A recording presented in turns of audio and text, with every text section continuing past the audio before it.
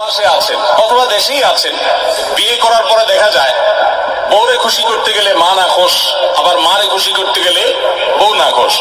আপনাদের এই পরিস্থিতি থেকে বের হওয়ার জন্য কিছুটা ডিপ্লোম্যাটিক আচরণ করতে হবে, কূটনৈতিক আচরণ করতে হবে।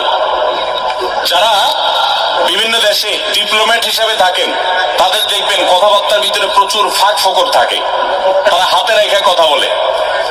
বেশিরভাগ ক্ষেত্রে এই পারিবারিক অশান্তিগুলো দূর করার মূল সমাধানটা হলো বুদ্ধিমত্তা। এর ভিতরে প্রথম যে কাজটা আপনাকে করতে হবে তা হলো, এই ডিপ্লোম্যাটিক আচরণেরও আগে যে কাজটি করতে হবে তা হলো, বেশি শেয়ানামি না করে, বেশি চালাকি না করে একটু বোকা শোকা থাকার চেষ্টা করবেন।